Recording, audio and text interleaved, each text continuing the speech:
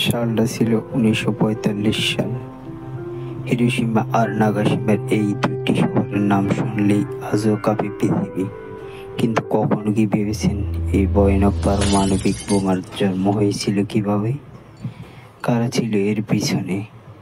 কেমন ছিল সেই মুহূর্তে যখন মানবজাতি প্রথমবারের মতো ধ্বংসের এত বড় অস্ত্র তৈরি করলো? চলুন আজ আমরা জানব পারমাণবিক বোমার সেই ভয়াবহ ইতিহাস।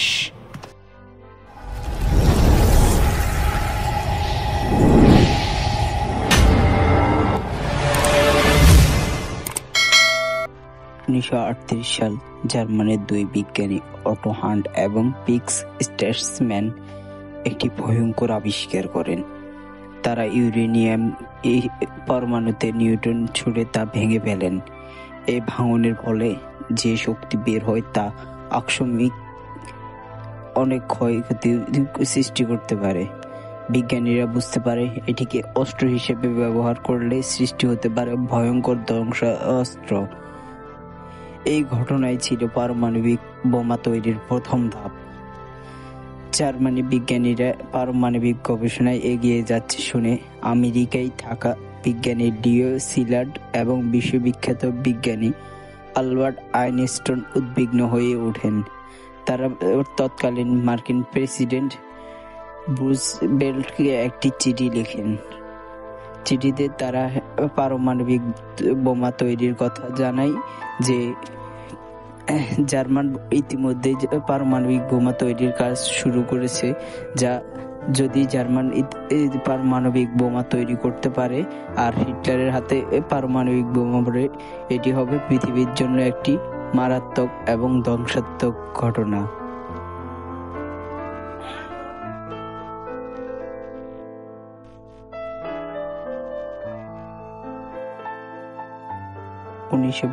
সালে আমেরিকা গোপনে শুরু করে ম্যানহাটন প্রজেক্ট নামে একটি বৃহৎ বৈজ্ঞানিক মিশন।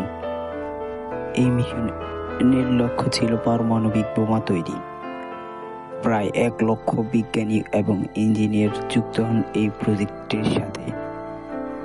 এই প্রজেক্টের নেতৃত্বে ছিলেন যুক্তরাষ্ট্রের তৎকালীন এক অসাধারণ বিজ্ঞানী রবার্ট ওপেনহাইমার। তিনি পরিচিত হন পারমাণবিক বোমার জনক হিসেবে।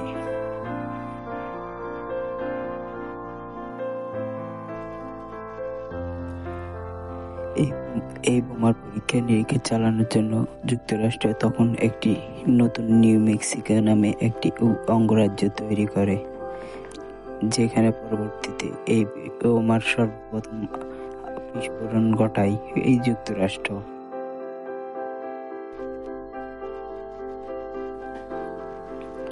16 জুলাই 1945 সালে নিউ মেক্সিকো মরুভূমিতে ইতিহাসের প্রথমবারের মতো বিস্ফোরিত হয় পারমাণবিক বোমা। এই পরীক্ষার নাম ছিল ট্রিনিটি টেস্ট। বিস্ফোরণের পরে ওপেনহাইমার বলে, "now I am become death, the destroyer of the world."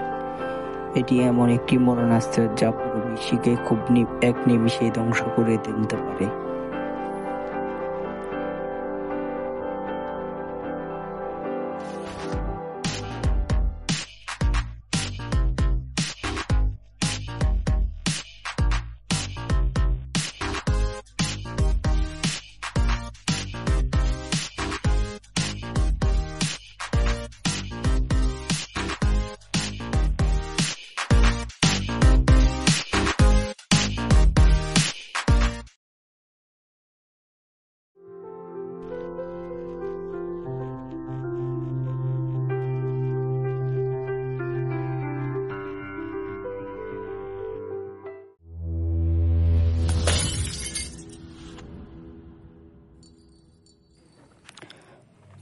August 1945 সাল মার্কিন একটি বোমারু বিমান সকাল 8:15 জাপানের হিরোশিমা এলাকায় গিয়ে চলে আসে। যদিও জাপান মিলিটারি চাইলে এই বিমানকে তাদের আকাশসীমা থেকে প্রতিহত করতে পারত, কিন্তু তাদের দুর্বলতার কারণে তারা এটি প্রতিহত না করে চেষ্টা করে। পরবর্তীতে এই বিমানটি যুক্তরাষ্ট্রের উদ্দেশ্যে ফিরে যায়। কয়েক মুহূর্ত পরে আর একটি বোমারু বিমান জাপানের আকাশে দেখা মিলে, যেটিও জাপানের রাডারে ধরা পড়ে, কিন্তু জাপান তাদের অর্থনৈতিক দুরবস্থার কারণে এটিকে প্রতিহতার কোনো চেষ্টাই করে না। যার ফলে 8:15 যুক্তরাষ্ট্রের বোমারু বিমান থেকে সর্বপ্রথম হিরোশিমা এলাকায় একটি বোমা নিক্ষেপ করে যুক্তরাষ্ট্র।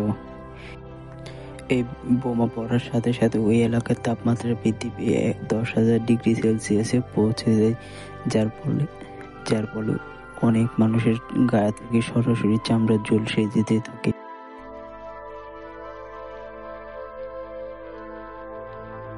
তিন দিন পর 9 আগস্ট জাপানের নাগাসাকিতে ফেলা হয় দ্বিতীয় বোমা। এই দুইটি বোমা মিলে মারা যায় প্রায় 2 লক্ষ মানুষ। বিস্ফোরণের তাপে মানুষ বাষ্পে রূপান্তরিত হয়, শহর মাটি সমান হয়ে যায়। এই ঘটনার পর বিশ্বে শুরু হয় পারমাণবিক অস্ত্র তৈরি প্রতিযোগিতা। যুক্তরাষ্ট্র, সোভিয়েত ইউনিয়ন, যুক্তরাজ্য, ফ্রান্স, চীন একে একে সবাই পরমাণু শক্তিতে শক্তিধর হয়ে ওঠে।